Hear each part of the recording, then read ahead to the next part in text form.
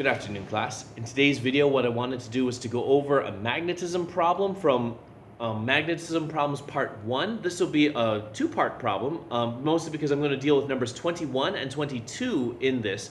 So if you wanted to follow along, that's where you can find it. But otherwise, here we go in the example problem.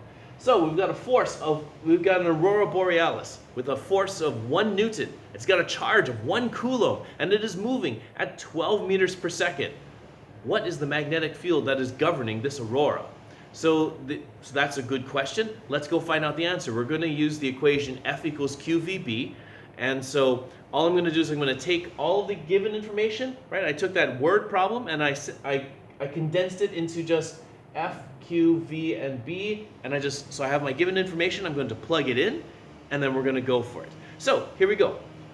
Force is 1 Newton, Q is 1 Coulomb, V is 12 meters per second, and we don't know what B is, so B stays as a variable. And so now that we know all of that, we can now solve for B. So B is being multiplied by 12, so in order to isolate the variable, I need to do the opposite operation that's being done to it, which is, and so the opposite operation of multiplication is division, and so therefore I will divide both sides of the equation by 12, and so my answer will be 1/12 of a Tesla. And that's great. That's the answer to number 21.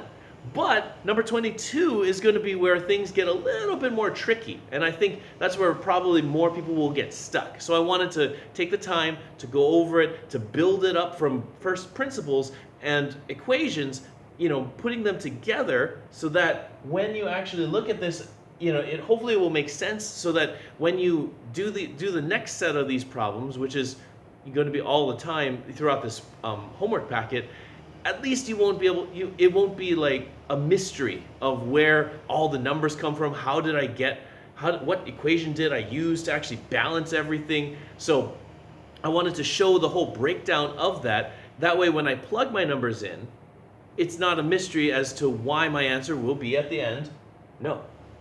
So because the question is, will it cause lightning? Will that aurora cause lightning? And so to begin to answer that, we need to start with the definition of how to get lightning. And the definition is, if the electric field is greater than or equal to 10 to the 6 newtons per coulomb, lightning will strike. So as long as it's above 1 million newtons per coulomb, lightning strikes. Okay, that's great. It's a good starting place. But now we need to have an equation that can kind of get us from force, so we figured out F equals QVB, but it doesn't help too much if we can't connect that somehow to the electric field, because that's what we actually want. However, we do have something from the notes, especially the notes in quarter 4, if you want to look this one up, where the force is equal to Q times E, or Q times the electric field. Well, that's perfect. Now that we have a force equation that connects to the electric field, and we have a force equation that connects to the magnetic field, we can now take the two and bring them together and combine it into a brand new equation that will help us figure out how we're going to even solve this. So let's get to that. This is where I get a little bit technical, because now I'm taking two equations, setting them equal to each other, and I'm going to do some variable manipulation. So here we go. Let's do this. So force is QE. We're going to set that equal to F equals QVB. So QE equals QVB. And well, notice on both sides of the equation there's the same Q, so the charge is the same on both sides of the equation, so I divide that out. And so I've got electric field is equal to velocity times the magnetic field, which actually should give you some idea of why this is the case. I mean, that should actually make some sense, especially given what we just learned in electric power, that in order for a turbine to work, you have to have a rotating magnetic field. Conversely, if you have a moving or a rotating electric field, you can get a magnetic field from it, as you've seen probably from the magnetism lab that we've done already during this school year.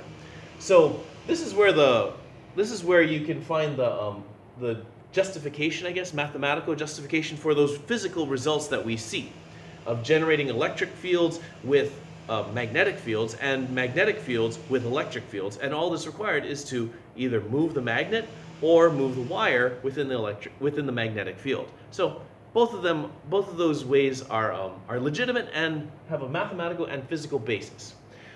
Well, great. Now we have a relationship between the magnetic field and the electric field.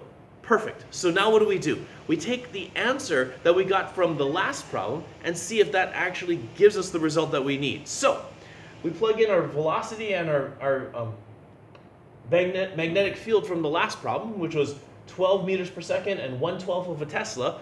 12 times 1 over 12 is 1. So the answer is going to be 1 Newton per coulomb.